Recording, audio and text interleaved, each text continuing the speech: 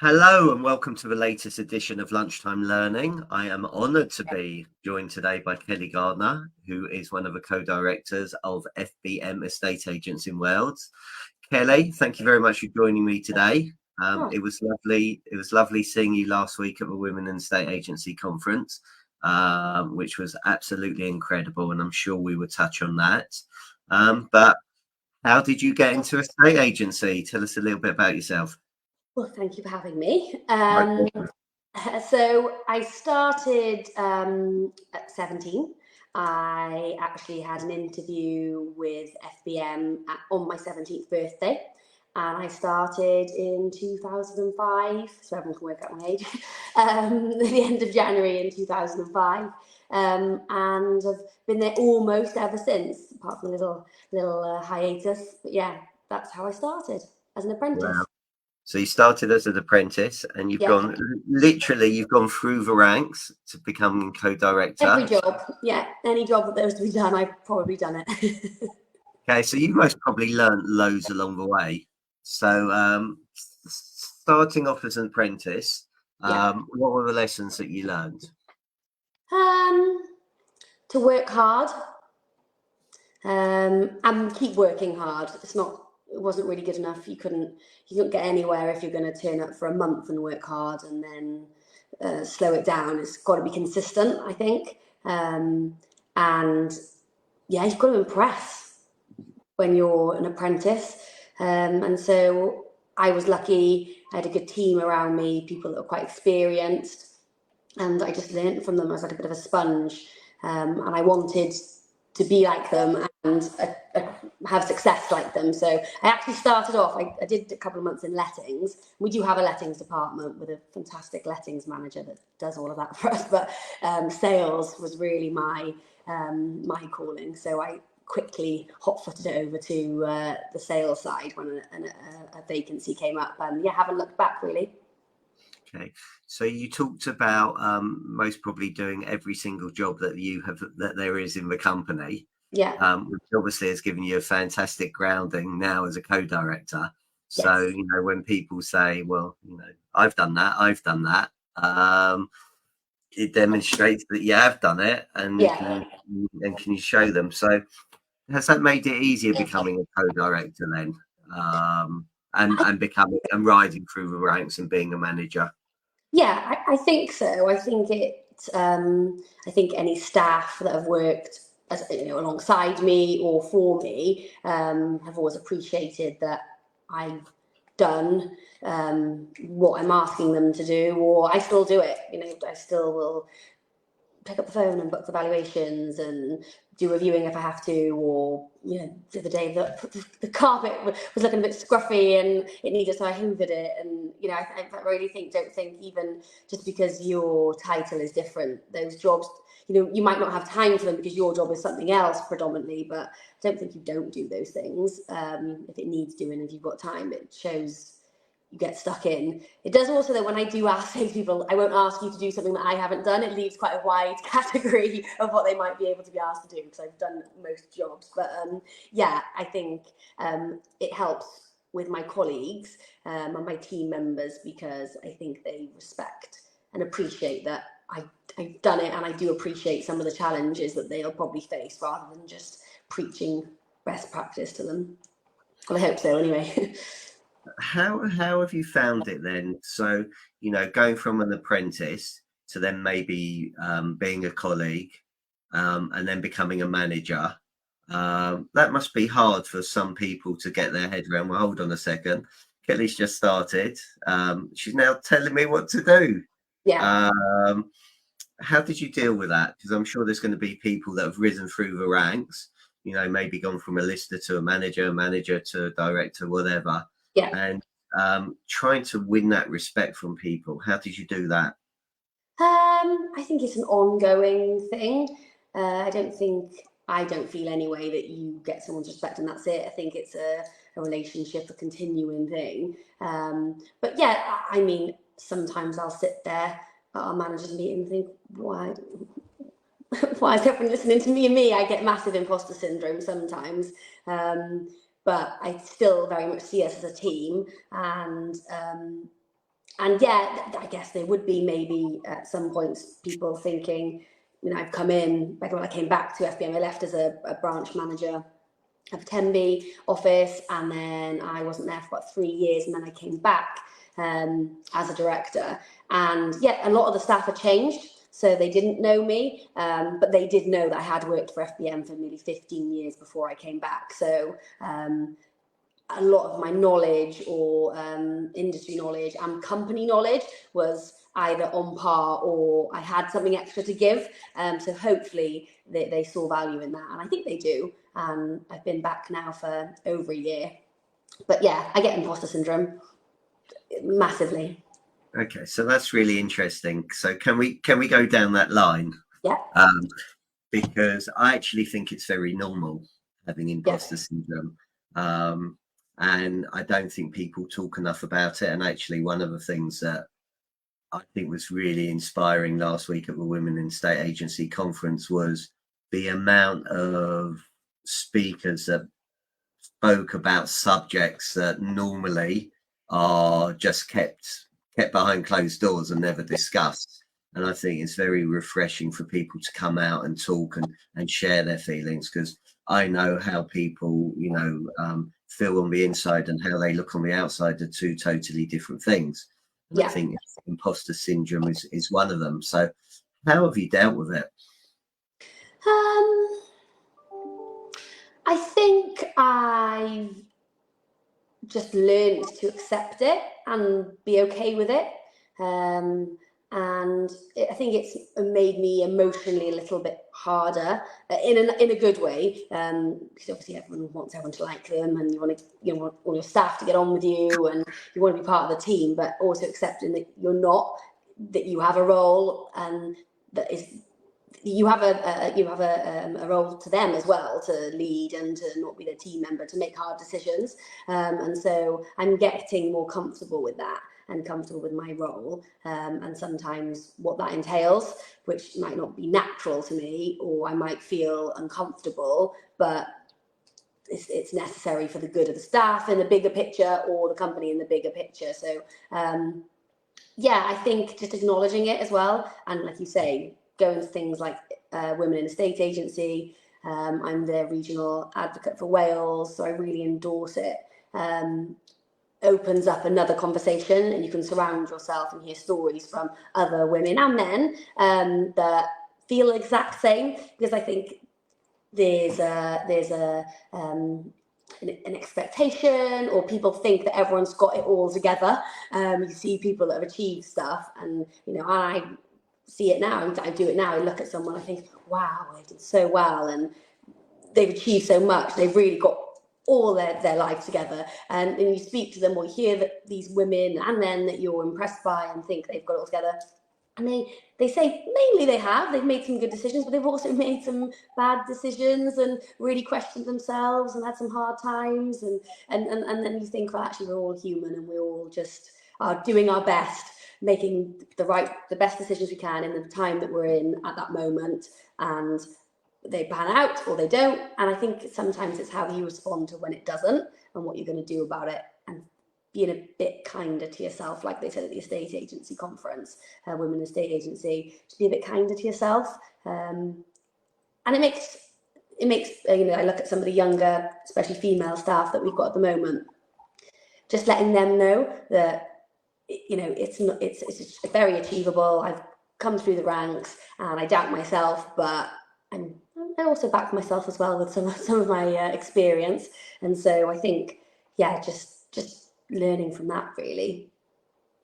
I think you're showing your vulnerability as well, which is a tough thing to do with people. But there are a couple of words there that you said that I think are really important. And when I was having therapy, they made a massive difference to me, and that was acceptance and acknowledgement. And accepting the fact and acknowledging the fact that a lot of people may do have imposter syndrome, but you can overcome it and go from there.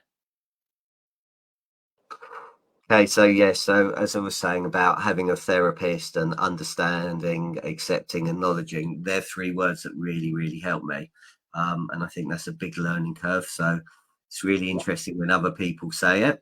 Um, who do you turn to then for help? So I signed up, I used Agents Together, I think off your recommendation actually, and I got partnered with a mentor, Simon King, who has been fantastic, really. We have our probably monthly and sometimes more regularly than that. Teams, we've met up. It's really valuable to have someone outside of the company that is just focused on me and my what I'm trying to navigate, my issue of that week or that month, or what my long-term aspirations are. It's really, really helpful to talk that through with somebody outside of the company and have an experienced perspective on it as well. So yeah, I found it completely invaluable. Fantastic. And actually, something that you said, I just want to pick on long-term aspirations. Yeah. So, why is it important, do you think, to have long-term aspirations and have goals? For me, it gives me a sense of purpose. And I think that lots of good things can come linked to that. So mental health, I think it can benefit from a sense of purpose. I think having a sense of purpose focuses you as well, so you're more likely to achieve whatever it is that you're it doesn't have to be big things. There can be small things in your day-to-day life as well, but a purpose, I think it's really important. 100%. So coming back, so I know you had 3 years off, came back, you went from being a branch manager to being a co-director. Yeah. What have you learned? What have the differences been being a co-director to being a branch manager? Oh, a lot. More than I was anticipating. You do, when you're a manager and you've done it for a while and you're quite comfortable with it, you have opinions on, oh, I wouldn't do this, or why is that happening, or and you might not voice them, but like in anything in life, we all have an opinion on anything. And so I didn't realise how much went on behind the scenes. That I have obviously a new complete appreciation for. I've learned that there's a lot going on behind the scenes, and to a degree as well, because that's not the concern of the staff, a majority of it, but trying to just educate them a little bit, because I feel that I would have been a bit more sympathetic or been a bit more understanding in some aspects as a manager if the then directors had said, just FYI, we've got a few things going on relating to this sort of area, and this is going to take a lot of time for the next week. So if we don't come back to you straight away on something, we're just dealing with this or X, Y, and Z. I think just helps the people around you, your team, understand the workload and not the issues. You wouldn't maybe go in the ins and outs of the details, because they don't need to be concerned with it. They probably don't need to be concerned with it. They need to focus on their branches or their sales. But yeah, I feel that passing of information downwards as well as upwards might have helped me understand. So I do try and include the management team in some of those discussions as well, so they've got a better grasp of what's going on behind the scenes. I couldn't agree more. Communication is really important, as you said, up and down. Yeah. So that's been great. Women in State Agency Conference. Yes. So share your thoughts. How was the day for you? Oh, it was fantastic. So I went to the one last year, the first one, and it's just different. I think I was actually trying to explain this. So my lettings manager came with me this year. When I was explaining to her about it before, and I offered it out to the female managers in the company initially, trying to explain what it is and what you'll get from it is harder than a standard conference. And what I said, it's great, it's inspirational. There is, takeaways from it for business as well. There will be good presentations, but a lot of it's a feeling. It's just being around a very honest, raw environment of people in your industry or surrounding the industry. And yeah, it's great. And she said to me halfway through, I get it now. I get what you're trying to say, that it is different. It's about a feeling. And so, yeah, you just feel inspired. And it's really lovely to see women, obviously, at the top of their game, but also them giving really raw, honest accounts of how they've got to where they were and the challenges that they faced. And I think it makes it feel more inclusive. And maybe people sat in that audience are thinking, okay, I've had some of those challenges, and oh, well, that happened, and maybe actually I can still try again and do more, or yeah, that didn't work out, but I'm going to try this because I've got a better idea. So I just think it encourages people to, in the moments of being knocked down, to just get back up, dust yourself off, take a minute, and go again. And you can do that with the support of some amazing people in that room as well. Everyone's there just to help each other and to be open and talk, which is, again, really refreshing. It was exceptional. Yeah. The year before was exceptional, and this was phenomenal. So Yeah. amazing. And you're right, the rawness and the vulnerability and the lessons that you pick up from there. It's a very unique event. It really is. It really. I can honestly say I've never cried at conferences before, but 2 years on the bounce. Yeah, I've had some tears. So Well, yeah, one of those may have been my fault. I apologise for that. yeah, you were. Yeah, it was your fault. I'm sorry, Kelly. I won't do it again, I promise. Okay, you're also involved with Do It for Dom. Yeah. So, for anybody that doesn't know what that's about, please, can you share what it's about?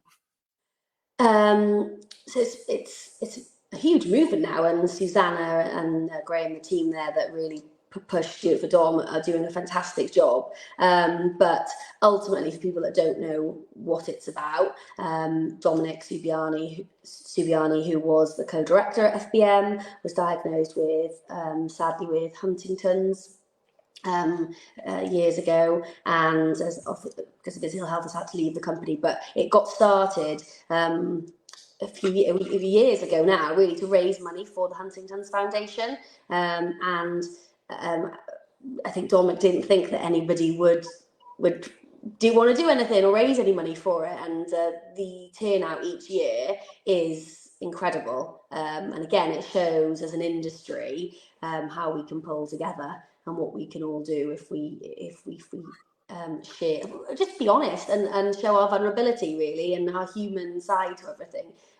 Yeah, everyone's jumped on board and has fundraised, again, majority down to like Susanna and Graham and the team, and then I think Simon Will might have had the odd hoodie or shirt to support too. But yeah, they're great events. They're great charity raising events, and yeah, it's a great thing. It's a great thing to see Dominic be talked about in those larger scale events as well. Even now, he's still not in the company with us. Like, it's nice to still talk about people's memories of when he was in the industry still, and the impact that he had.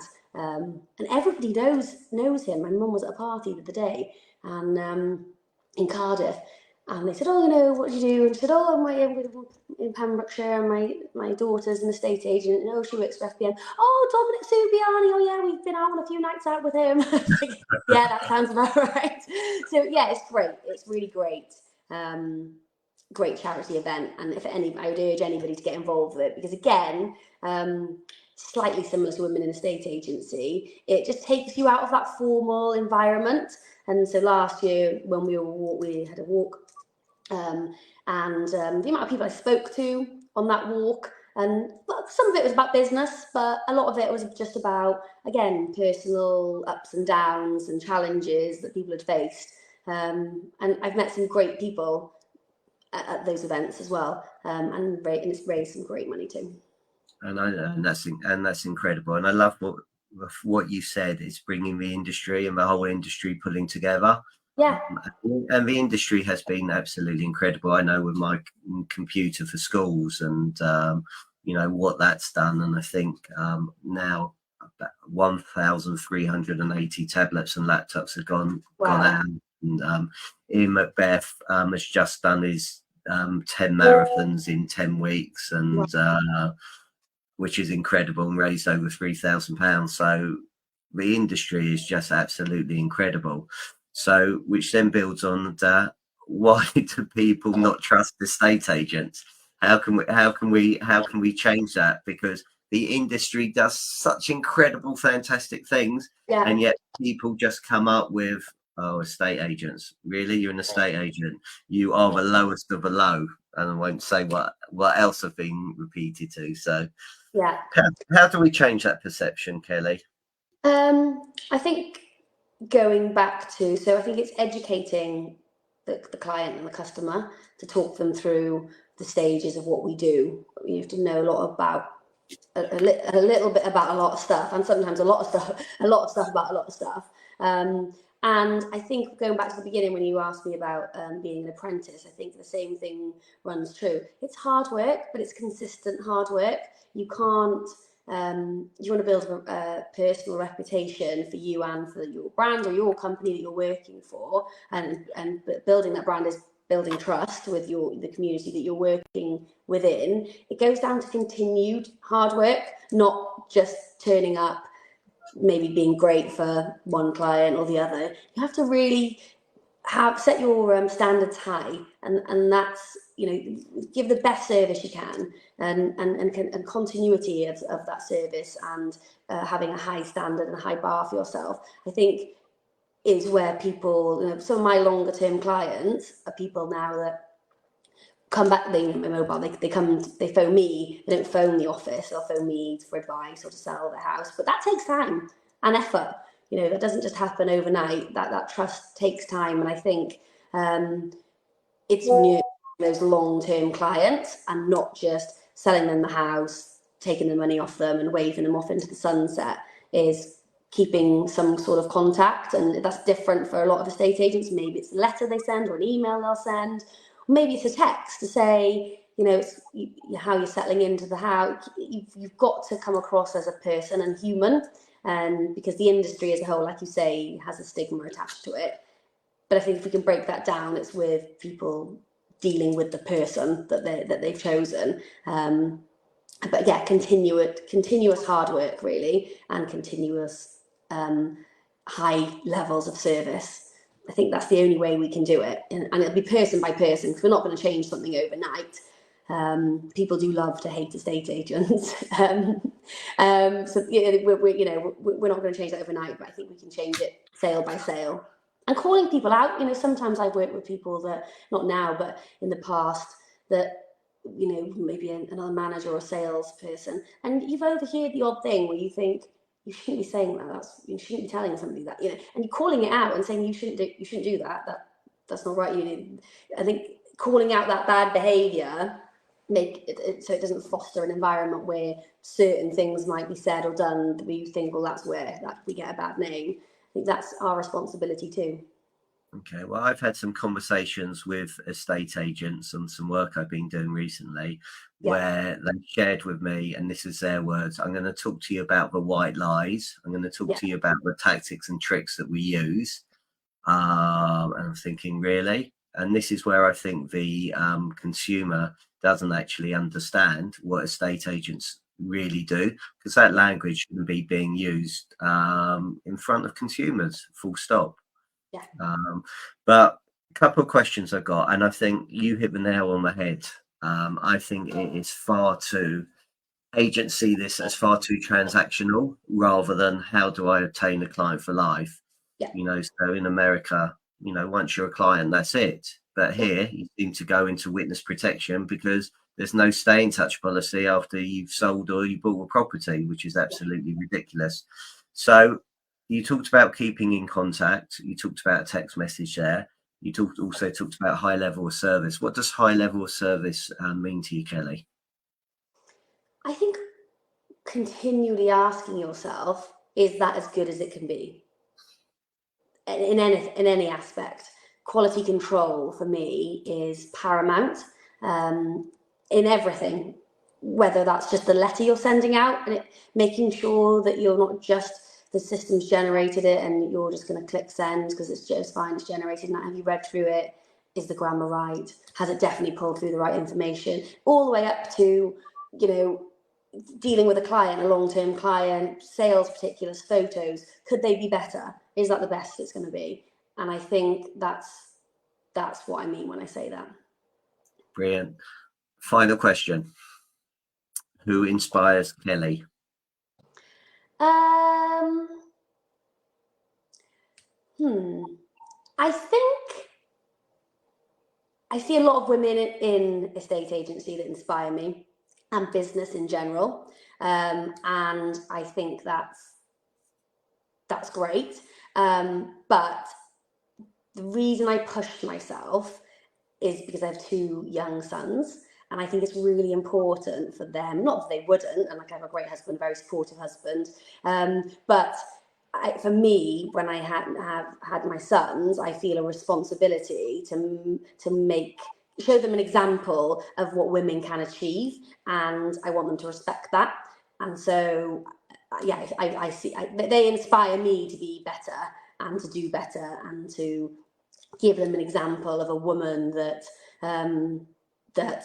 what women can do it in life and at home, and for them to respect it. I don't know if maybe that made sense, but yeah, they inspire me to be better for not for myself, but future women and for their partners, may they be male or female, in the future. So yeah, I think my children really inspire me. Oh, that's lovely. And on that note, thank you so much for your time. I'm really grateful. Thank you everybody for watching and listening. Please like it and share it. And Kelly, if anybody wants to get hold of you, how do they do that?